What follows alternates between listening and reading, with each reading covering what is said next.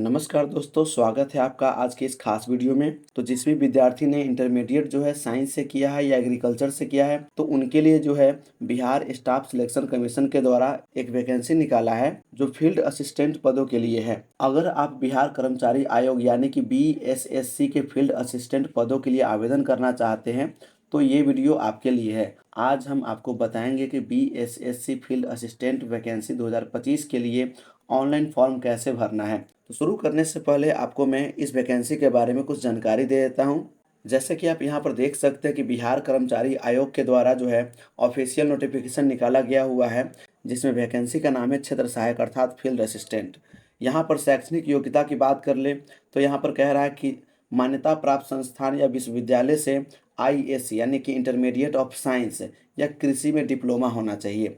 अगर इसके अलावा यानी कि साइंस और एग्रीकल्चर से आपका 12th नहीं हुआ है तो ये वैकेंसी आपके लिए बिल्कुल नहीं है, आप इस फॉर्म को नहीं भर सकते हैं। यहाँ पर देख सकते हैं कि कोटिवार जो है यहाँ पर रिक्तियाँ दिया गया हुआ है, तो आप इसे देख करके समझ लेंगे किस कैटेगरी के लिए कितना वैकेंसी इसमें दिया गया हुआ है। तो कुल वैकेंसी की बात करेंगे तो यहाँ पर कुल वैकेंसियों की संख्या जो है 201 है। उसके बाद यहाँ पर एज लिमिट यानी कि उम्र सीमा, यहाँ पर देखेंगे कि सभी कोटियों के कैंडिडेट के लिए जो न्यूनतम उम्र सीमा रखा गया हुआ है जो कि 18 वर्ष है। 18 वर्ष से कम उम्र वाले कैंडिडेट इस फॉर्म को अप्लाई नहीं कर सकते हैं। उसके बाद यहाँ पर अधिकतम उम्र सीमा की बात कर ले तो कैटेगरीज वाइज जो है यहाँ पर देख सकते हैं कि जो अनारक्षित है अर्थात जनरल है तो उनका जो है अधिकतम उम्र 37 वर्ष होना चाहिए। पिछड़ा एवं अत्यंत पिछड़ा जिसमें पुरुष और महिला दोनों के लिए 40 वर्ष है, और अनारक्षित यानी कि जो जनरल कैटेगरी के महिला है उनके लिए भी 40 वर्ष रखा गया हुआ है, और अनुसूचित जाति और अनुसूचित जनजाति के लिए जो है 42 वर्ष रखा गया हुआ है। सभी कोटि के दिव्यांग अभ्यर्थी के लिए यहाँ पर इसमें 10 वर्षों की अधिकतर छूट है। यहाँ पर एग्जाम की प्रकृति के बारे में बात करेंगे तो यहाँ पर ऑब्जेक्टिव टाइप क्वेश्चन सब रहने वाला है, जिसमें कुल प्रश्नों की संख्या 150 रहने वाला है, और प्रत्येक सही उत्तर के लिए 4 अंक दिए जाएंगे और प्रत्येक गलत उत्तर के लिए 1 अंक काट लिया जाएगा। परीक्षा का जो अवधि है 2 घंटा 15 मिनट का रहेगा। उसके बाद आप माध्यम चुन सकते हैं, आपको परीक्षा हिंदी में देना है या अंग्रेजी में देना है। परीक्षा में पूछे जाने वाले प्रश्न जो रहेगा सामान्य अध्ययन से रहेगा, सामान्य विज्ञान एवं गणित से रहेगा, मानसिक क्षमता जांच रहेगा। उसके बाद क्वालिफाइंग मार्क्स की बात करेंगे तो अनारक्षित वर्ग यानी कि जो जनरल कैटेगरी के हैं उनको जो है एग्जाम में 40% अंक लाना होगा मिनिमम। उसके बाद पिछड़ा वर्ग के लिए 36.5% है, अति पिछड़ा वर्ग के लिए 34%, और अनुसूचित जाति और जनजाति के लिए 32%। महिला वर्ग जो है उसके लिए 32%, और दिव्यांग जो विकलांग है उन सभी के लिए यहाँ पर 32% क्वालिफाइंग मार्क्स रहेगा। यहाँ पर शुल्क की बात करेंगे तो यहाँ पर सामान्य वर्ग है, पिछड़ा वर्ग है, अत्यंत पिछड़ा वर्ग है 540 रुपया रहेगा। और बाकी की बात करेंगे यहाँ पर अनुसूचित जाति और जनजाति के लिए मात्र 135 रुपया है, और सभी श्रेणी के दिव्यांगों के लिए जो है वहाँ पर भी 135 रुपया है, और सभी श्रेणी के महिलाओं के लिए जो बिहार के निवासी है उनके लिए 135 रुपया, और बिहार राज्य के बाहर सभी श्रेणी के अभ्यर्थी SC ST चाहे जो भी हो उन सभी के लिए जो है 540 रुपया रहेगा जो बिहार के बाहर के निवासी है। इस वैकेंसी के लिए ऑनलाइन जो फॉर्म भरना है उसका जो डेट है 25/4/2025 से 21/5/2025 तक जमा किया जाएगा। तो फील्ड असिस्टेंट के लिए इस ऑफिशियल विज्ञापन में कुछ इस तरह से जानकारी दिया गया हुआ है। इसका लिंक मैं आपको इस वीडियो के डिस्क्रिप्शन में मैं डाल दूंगा, आप वहां से जाकर के इसे आप अच्छे से देख सकते हैं। फॉर्म भरने के लिए आपको इसके ऑफिशियल वेबसाइट पर जा करके आपको इसको खोजना होगा कि इसका लिंक कहाँ पर है फील्ड असिस्टेंट का। तो मैं इसका भी लिंक मैं अपने डिस्क्रिप्शन बॉक्स में दे दूंगा, आपको परेशान होने की जरूरत नहीं है, आप डायरेक्ट वहां से जा करके इस फॉर्म को आप ऑनलाइन आवेदन कर सकते हैं। अप्लाई करने के लिए आप नोटिस बोर्ड में यहाँ पर देखेंगे click here to apply for advertisement number 03/25 post field assistant agriculture department. आप यहाँ देख पा रहे हैं कि यहाँ पर फील्ड असिस्टेंट के लिए ऑनलाइन करने के लिए लिंक दिया हुआ है। ये रहा इसका एडवर्टाइजमेंट जो PDF फॉर्मेट में है, और यहाँ पर अप्लाई का लिंक है। जैसे ही यहाँ पर आप अप्लाई पर क्लिक करेंगे तो ये आपको अप्लाई करने की तरफ ले जाएगा। आप यहाँ पर देखेंगे कि कुछ इंपॉर्टेंट डेट्स दिया गया हुआ है। यहाँ पर आपको रजिस्ट्रेशन सबसे पहले करना होगा। रजिस्ट्रेशन करने के लिए आपको इस पर क्लिक करना होगा। जैसे ही क्लिक करेंगे इसका रजिस्ट्रेशन फॉर्म खुल जाएगा। रजिस्ट्रेशन फॉर्म खुल जाने के बाद आपको यहाँ पर आपके मैट्रिक के मार्कशीट पर या सर्टिफिकेट पर जो आपका नाम है वो नाम को यहाँ पर आप डालेंगे। आपका जो भी जेंडर है, मेल फीमेल ट्रांसजेंडर, वो उसमें से चूज करेंगे। और उसके बाद यदि आप बिहार के निवासी है तो यस पर क्लिक करेंगे, यदि बिहार के निवासी नहीं है तो आपको नो पर क्लिक करना होगा। इसके बाद आपको यहाँ पर कैटेगरी का चयन करना होगा। अगर आपका कैटेगरी यूआर है तो यूआर पर क्लिक करेंगे, एससी है तो एससी पर, इस तरह से आपका जो भी कैटेगरी है आप उस पर क्लिक कर लेंगे। कैटेगरी पर क्लिक करने के बाद इस कैटेगरी में जो भी कास्ट आता है आपको इस बॉक्स में देखने को मिल जाएगा। आप जिस भी कास्ट कैटेगरी से आते हैं उसको यहाँ पर आप सेलेक्ट कर लेंगे। उसके बाद यहाँ पर कह रहा है do you belongs to non creamy layer, मतलब कि क्या आप क्रीमी लेयर रहित से संबंधित है। यदि आपने नॉन क्रीमी लेयर सर्टिफिकेट बनवाया है तो यहाँ पर आपको यस करना होगा। नॉन क्रीमी लेयर सर्टिफिकेट आपको नॉर्मली सर्विस प्लस के वेबसाइट से बन जाता है। नॉन क्रीमी लेयर सर्टिफिकेट का मतलब होता है कि जिसके पारिवारिक सालाना आय 8 लाख से कम होता है और जो बीसी ईबीसी कैटेगरी से बिलोंग करता है। उसके बाद यहाँ पर कह रहा है कि क्या आप विकलांगता वाले व्यक्ति है, यदि है तो यहाँ पर यस पर क्लिक करेंगे, नहीं तो नो पर क्लिक करेंगे। नो पर क्लिक करने के बाद यहाँ पर दोनों ऑप्शन जो डिसेबल हो जाएगा। यस पर क्लिक करेंगे तो आपको अपने ही सर्टिफिकेट के हिसाब से यहाँ पर विकलांगता का प्रकार बताना होगा। उसके बाद यहाँ पर पूछ रहा है क्या आप भूतपूर्व सैनिक हैं, मतलब किसी प्रकार का जो सैनिक है, रक्षा दल है, अगर आप पहले से रहे हैं तो आपको यहाँ पर यस पर क्लिक करना होगा, नहीं तो नो पर क्लिक करना होगा। नो पर क्लिक करने के बाद ये ऑप्शन डिसेबल हो जाएगा। उसके बाद कह रहा है कि क्या आप 1 जनवरी 1963 के बाद एनसीसी से विमुक्त के बाद बिहार सरकार के अधीन कार्य किया है, यदि ऐसा किया है तो यस पर क्लिक करेंगे, नहीं तो नो पर क्लिक करेंगे। उसके बाद है बिहार सरकार की नौकरी में संविदा कर्मचारी के रूप में काम किया है या कर रहे हैं, यदि कर रहे हैं या किया है तो यस पर क्लिक करेंगे और नहीं तो नो पर क्लिक करेंगे। उसके बाद यहाँ पर देख सकते हैं नो पर क्लिक करते हैं ये ऑप्शन जो डिसेबल हो जाएगा। अब है कि क्या आप बिहार सरकार के कर्मचारी जिन्होंने कम से कम 3 साल नियमित रूप से रेगुलर सेवा किया है, यदि किया है तो यस पर क्लिक करेंगे, नहीं तो नो पर क्लिक करेंगे। आगे है बिहार सरकारी कर्मचारी के बाद प्रयासों की संख्या, मतलब कि आपने इस एग्जाम को कितना बार पहले अटेम्प्ट किया है। तो आपने यदि एक बार भी एग्जाम नहीं दिया है तो यहाँ पर आप 0 लिखेंगे। अगर आपने एक बार 2 बार जितना बार दे दिया है यहाँ पर इस जो नंबर दिया गया हुआ है उसके हिसाब से सेलेक्ट कर लेंगे। अगर आपने एक बार भी नहीं दिया है तो आप 0 पर सेलेक्ट करके रहने देंगे। उसके बाद आपको अपना मोबाइल नंबर लिखना होगा। अब फिर से आपको पुष्टिकरण करने के लिए आपको मोबाइल नंबर लिखना होगा, दोनों में सेम मोबाइल नंबर जाएगा। उसके बाद यहाँ पर ईमेल आईडी है और फिर से कंफर्म करने के लिए सेम टू सेम आपको यहाँ पर ईमेल आईडी डालना है। यहाँ पर आपको डेट ऑफ बर्थ जो है मैट्रिकुलेशन के सर्टिफिकेट के हिसाब से डालना है। डेट ऑफ बर्थ डालने के लिए आपको इसको कैलेंडर पर क्लिक करना होगा। जैसे ही क्लिक करेंगे यहाँ पर एक कैलेंडर खुल करके आ जाएगा। आपका डेट ऑफ बर्थ जो भी है इसमें आप ईयर पहले चयन करेंगे। ईयर चयन होने के बाद आपका जो भी मंथ है वो मंथ चयन करेंगे।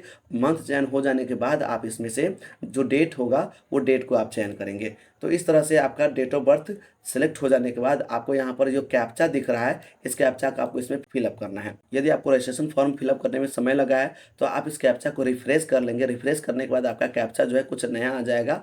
आप पहले वाले कैप्चा को हटा करके इस नए वाले कैप्चा को आप इसमें डाल देंगे इस तरह से कीबोर्ड के माध्यम से।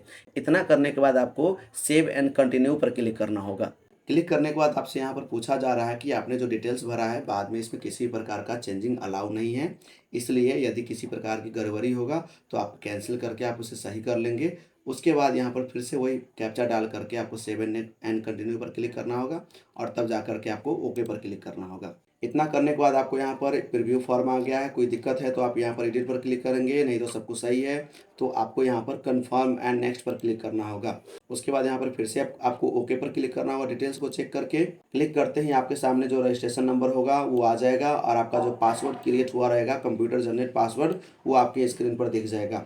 इस दोनों का आप फोटो खींच करके रख लेंगे ताकि आपको बाद में लॉगिन करने में आसान होगा और आपको यह जो है मोबाइल नंबर पर मैसेज के माध्यम से भी दे दिया जाएगा। तो आप यहाँ पर रजिस्ट्रेशन नंबर और पासवर्ड की मदद से आप लॉगिन वाले टैब में आप इसे लॉगिन करेंगे और फिर आगे का फॉर्म को भरेंगे। तो यहाँ पर देखेंगे कि लॉगिन करने के लिए जो रजिस्ट्रेशन नंबर मुझे मिला था वो रजिस्ट्रेशन नंबर हमने यहाँ पर डाल दिया है। जो पासवर्ड मिला था उस पासवर्ड को हमने डाल दिया है। आपको फिर से इस कैप्चा को इसमें टाइप करना होगा। अगर आप टाइप नहीं करना चाहते तो आप इसे सिलेक्ट कर लेंगे और यहाँ पर ड्रैग एंड ड्रॉप की मदद से आप इसमें डाल देंगे तो नॉर्मली आपका यहाँ पर कैप्चा फिलअप हो जाएगा। उसके बाद यहाँ पर लॉगिन वाले बटन पर क्लिक करेंगे। क्लिक करने के बाद आपको यहाँ पर कंप्यूटर में अगर फॉर्म भर रहे हैं तो यहाँ पर आपको सेव करने का ऑप्शन आएगा। आप इसे सेव करना चाहते हैं तो सेव कर दें, नहीं तो नेवर करना चाहते तो नेवर कर दें। यहाँ पर आप देखेंगे कि 7 स्टेप है इस फॉर्म को भरने के लिए। यहाँ पर आपको फॉर्म को भरने में आपको पिताजी का नाम, मम्मी का नाम सभी को कैपिटल लेटर में लिखना है। उसके बाद यहाँ पर जो है आपका आवासीय प्रमाण पत्र रहेगा उसका यहाँ पर आपको जारी करने का तिथि डालना रहेगा। उसके बाद इस बॉक्स में जो है आवासीय प्रमाण पत्र आपका जो है वह कब जारी किया गया था वो डेट को आपको इसमें डालना होगा। जो भी आपका रेसिडेंटल सर्टिफिकेट का जारी करने का डेट है आप उस डेट को यहाँ पर आप फिलअप कर देंगे। उसके बाद यहाँ पर आपको निवास प्रमाण पत्र का संख्या जो है वो डालना होता है, जो BRCCO करके होता है अपने अपने स्टेट का। उसके बाद वह प्रमाण पत्र जारी करने वाला अधिकारी कौन है उसको यहाँ पर आपको लिखना होगा। आप अपने निवास प्रमाण पत्र नीचे यहाँ पर जहाँ पर देखेंगे तो वहाँ पर जहाँ डिजिटली सिग्नेचर होता है वहाँ पर CO या RO के द्वारा जनरेट होता है। यदि आपका SDO और DM या अदर लेवल का बना हुआ है तो आप उसे भी सिलेक्ट कर सकते हैं। आप अपने आवासीय प्रमाण पत्र के हिसाब से यहाँ पर आप डालेंगे। तो इतना करने के बाद जाति प्रमाण पत्र मांगा जा रहा है। फ्रेंड्स, यहाँ पर एक बात ध्यान देने वाली बात है कि जो BC और EBC कैटेगरी के कैंडिडेट है उनका यहाँ पर NCL सर्टिफिकेट नंबर देना होगा, और बाकी जो भी है कास्ट कैटेगरी SC ST वहाँ पर उनका नॉर्मली जो है SC ST कास्ट कैटेगरी जो आता है। सो अगर किसी जनरल कैटेगरी के स्टूडेंट ने अगर EWS का दावा किया है तो उनका EWS सर्टिफिकेट का नंबर यहाँ पर देना पड़ेगा। EWS सर्टिफिकेट नंबर डालने के बाद यहाँ पर EWS सर्टिफिकेट जारी करने का डेट डालना है। आगे है सर्टिफिकेट अथॉरिटी, यानी कि इस सर्टिफिकेट को किसने जारी किया है, तो CO या RO जो भी जारी किया उसको यहाँ पर डाल देना है। उसके बाद यहाँ पर स्वतंत्रता सेनानी की आश्रित, यानी कि आपके घर में कोई ऐसे व्यक्ति जो स्वतंत्रता सेनानी में रहा हो तो यहाँ पर आपको यस पर क्लिक करना होगा, अन्यथा नो पर क्लिक करना होगा। नो पर क्लिक करने के बाद आपका यहाँ पर नेशनलिटी पूछा जा रहा है, जो कि आप इंडियन है तो इंडियन पर क्लिक करेंगे। उसके बाद पूछ रहा है क्या आपके पास आधार कार्ड है, तो यहाँ पर यस पर क्लिक करके आपको यहाँ पर अपना आधार कार्ड नंबर दे देना है। उसके बाद है ID प्रूफ में आपको या Aadhaar card, voter ID card, driving licence जो भी आप देना चाहते हैं आप दे सकते हैं।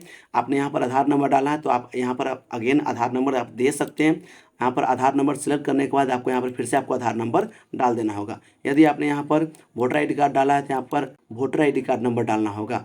इस तरह से ID नंबर डालने के बाद यहाँ पर उम्मीदवार का पहचान चिन्ह लिखना है, यानी कि शरीर पर जो भी कट फट मार्क है, मसा का निशान है, घाव का निशान है जो परमानेंटली है उसको यहाँ पर आपको अंग्रेजी में लिखना है। उसके बाद यहाँ पर पूछ रहा है क्या आपको कभी किसी प्रतियोगिता परीक्षा अर्थात UPSC, बोर्ड, राज्य आयोग या अन्य से प्रतिबंधित किया है, मतलब रोक किया है। तो यदि ऐसा है तो यस पर क्लिक करेंगे, अन्यथा नो पर क्लिक करके आगे बढ़ेंगे। आगे वाले बॉक्स में आपको कॉरेस्पॉन्डेंस एड्रेस यानी कि पत्राचार, मतलब कि आप जहाँ रह रहे हैं उसका एड्रेस डालना होगा, और यहाँ पर आपका विलेज का नाम, यहाँ पर पुलिस स्टेशन, यहाँ पर पोस्ट ऑफिस, यहाँ पर जो राज्य में आते हैं उस राज्य का नाम, यहाँ पर डिस्ट्रिक्ट चूज करना होगा, और आपका पिन कोड जो है सो डालना पड़ेगा। यदि आप जहाँ रह रहे हैं सो और आपका अस्थाई पता है सो दोनों अगर सेम है तो आपको यहाँ पर इस चेक बॉक्स में क्लिक करना होगा। यदि दोनों डिफरेंट है तो आप जहाँ रह रहे हैं वो पता आपको इसमें देना होगा, और आपके माता पिता का जो अस्थाई पता है आपको इस बॉक्स में देना होगा। आपको इस बॉक्स में पूरा पता लिखना होगा, जैसे वार्ड नंबर या मकान नंबर, उसके बाद village, post, police station, district, उन सभी को इस बॉक्स में आप लिखेंगे। फिर जो कैटेगरी करके पूछा हुआ है कि village, post office, police station, इन सब जो भी है उसमें आप डाल करके आप सबमिट पर क्लिक करेंगे। सबमिट करने के बाद यहाँ पर फिर से आपको कहा जा रहा है कि इसमें किसी भी प्रकार का बाद में बदलाव जो है संभव नहीं है, इसलिए आप अपने भरे गए डिटेल्स को अच्छे से चेक कर लेंगे। फिर उसके बाद यहाँ पर ओके पर क्लिक करेंगे। यहाँ पर आप देख सकते हैं कि फर्स्ट वाला स्टेप जो है ग्रीन हो गया, अर्थात सक्सेसफुली फिलअप हो चुका है। अब यहाँ पर पेमेंट प्रोसेस है। फर्स्ट स्टेप कंप्लीट हो जाने के बाद आप देखेंगे कि सेकेंड स्टेप जो है पेमेंट के लिए है। यहाँ पर पेमेंट करने के लिए आपको प्रोसेस फॉर पेमेंट पर क्लिक करना होगा। जैसे ही क्लिक करेंगे यहाँ पर आपको SBI और ICI पेमेंट मोड के जरिए आपको भुगतान करना होगा। यहाँ पर SBI मैं यहाँ पर प्रेफर करूँगा कि आप SBI वाले चेक बॉक्स पर क्लिक करके आप यहाँ पर पेमेंट करेंगे। पेमेंट का अमाउंट जो है यहाँ पर आपको सिंपली दिख जाएगा। तो अब आपको प्रोसेस ऑनलाइन पेमेंट पर क्लिक करना होगा। क्लिक करने के बाद यहाँ पर आपको ओके पर क्लिक करना है। जैसे ही ओके पर क्लिक करेंगे तो ये पेमेंट पेज लोड होने लगेगा, और यहाँ पर आप देख सकते हैं कि काफ़ी सारा पेमेंट गेटवे है जिसके माध्यम से आप पेमेंट कर सकते हैं। मैं यहाँ पर चूज करता हूँ UPI पेमेंट गेटवे, जिसमें QR कोड या UPI के माध्यम से पेमेंट कर सकते हैं। यहाँ पर देखेंगे इंटर UPI ID, तो यहाँ पर UPI ID डाल करके आप पेमेंट कर सकते हैं। यदि नहीं तो आप QR कोड के माध्यम से पेमेंट करना चाहते हैं तो आप UPI QR कोड पर क्लिक करेंगे और यहाँ पर पे नाउ वाले बटन पर क्लिक करेंगे। इतना करने के बाद एक QR कोड दिया जाएगा। आप फ़ोनपे या गूगल पे या पेटीएम की मदद से आप इस QR कोड को स्कैन करके आप अपना पेमेंट यहाँ पर जमा करेंगे। पेमेंट सक्सेसफुल हो जाने के बाद यह नेक्स्ट स्टेप के लिए एलिजिबल हो जाएगा, और वहाँ पर जा करके जैसे जैसे डिटेल्स मांगा जाएगा उस तरह से आपको डिटेल्स को फिलअप कर देना है। तो इस तरह से आपका डिटेल्स जो है पूरा फिलअप हो जाने के बाद आपका फॉर्म फाइनली सबमिट हो जाएगा और आप अपना रिसिप्ट ले लेंगे। तो मिलते हैं अब अगले वीडियो में। आज की वीडियो में इतना ही। धन्यवाद।